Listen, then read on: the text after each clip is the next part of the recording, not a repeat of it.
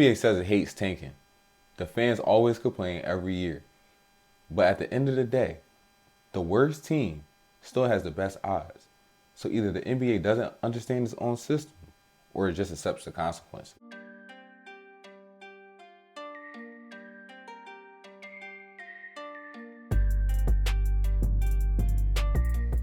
Welcome to Indie Hoops, bro. It's your boy JC, and we are here for another episode of Front Office Files, where we break down the NBA and the front office. All right, y'all, let's strip this down to the basics, bro, about how the NBA lottery actually works. So, the worst records gets the best odds, obviously.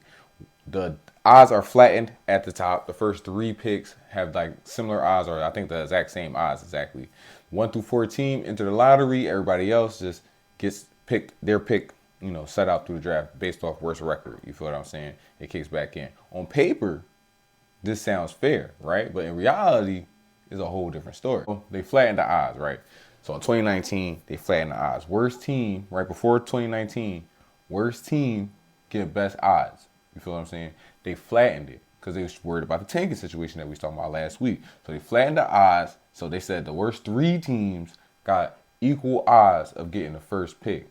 But that still didn't work. You feel what I'm saying? Because if you're still bad, you still got a better shot at getting the top 3 picks. And it just flattened it out between the first 3. You feel me? So the worst 3 teams have equal chances, but you're still trying to be one of the worst 3 teams to get the best odds at that first pick. So it still didn't work. And it still rewards you for being awful and for losing at the end of the year. So we still get complaints. You feel me? There's still tanking going on. You feel me? And at the end of the year, it's still half of the league is not even playing, and the other half is. So it makes for watching a game in April a hit or miss game. You feel what I'm saying? You turn on the TV in April, you're like, all right, we're gonna see two competing teams because it's the end of the season, right? And everybody trying to lock in something, and everybody got something to play for it, but it's really not that way. You feel what I'm saying? People got stuff to lose for at this point. You feel me? So just think about Luka, right?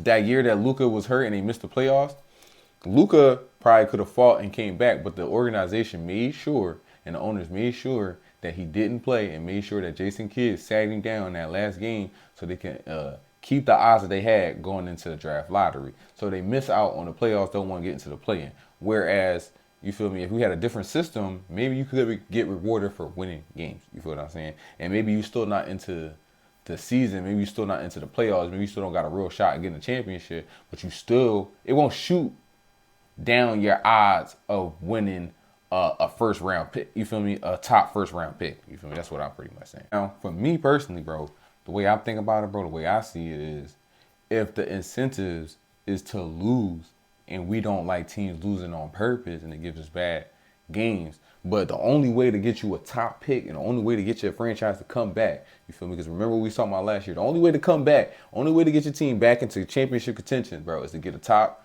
NBA player of all in the whole league. You feel what I'm saying? And the only way you can really do that is through the draft. You feel me? Especially if you're a small market team. That was the whole thing that we talked about last week. You feel what I'm saying? So you gotta lose these games. As an organization, the point you like, I gotta lose these games. We're gonna get back in the future. You feel what I'm saying? Why don't we just flip the whole incentive, bro? Why don't we just flip the whole situation? We had like a 3-tier system. You feel what I'm saying? Tier 1, Tier 2, Tier 3. You feel me? Tier 1 gonna be the worst 6 teams. Tier 2 gonna be the next worst 6 teams. You feel me? But here's the whole kicker, bro. This is where the losing shit, we get rid of it. You feel me? Instead of being the team that loses the most games, if you win the most games in your tier, you have the best odds of getting the best pick in that tier. So let's say you are the worst, you in the worst 16, you in that tier 1, you in the worst 6 teams of the league. You feel me? If you have the best record out of the worst 6 teams, you get the best odds of getting that number 1 pick. You feel me? And it goes down the line. You can't jump tiers. You feel what I'm saying? So if you're in your tier, you locked in. But within that tier, you still get rewarded for winning games. You feel what I'm saying? So now I know what y'all thinking. Y'all like, all right, boom. If the whole situation, right, is that these teams and these organizations are using the draft rules to lose, you feel me, using the incentives and everything to game the system and all that? Can't they just do the same thing with the system that you just suggested, you feel me? Yes, but at the same time, instead of losing games, they're gonna end up winning games, you feel me? You can only lose with so many games. It's a whole season situation, you feel me? You have to go into the season, right? Saying you got a bad team, saying you Utah, you like, all right, we gotta lose games, right? We gotta lose some games. We gotta be down there at the bottom, worst 6 teams.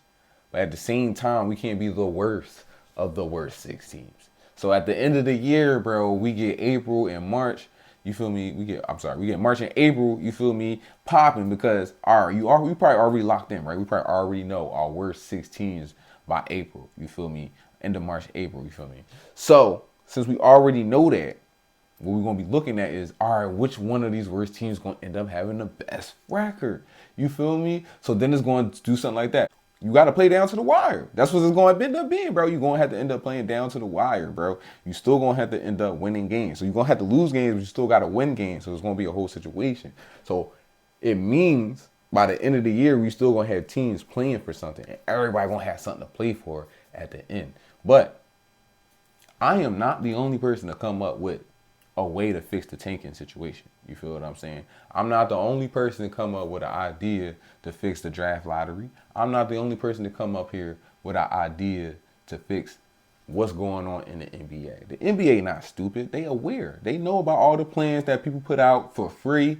You feel me? Some people that they hire to consult, put them things out and stuff like that, bro. They already know. They already aware of the situation. The real question is, what's stopping them from fixing the draft lottery, bro? Who would want to stop them from fixing the NBA's biggest problem, the tanking situation? And that's what we're going to talk about in the next episode. Yeah, show them how we do it. You already know that money talk real fluent. We don't gotta prove it, got these niggas looking clueless. I got JC on the beat and I got him going stupid. I said, ooh, yeah, show them how we do it. You already know that money talk real fluent. We don't gotta prove it, got these niggas looking clueless. I got JC on the beat and I got him going stupid. I said, ooh, damn, it's the flow for me. Man, I'm burning up the booth, it's like 100 degrees. Man, I'm like 100.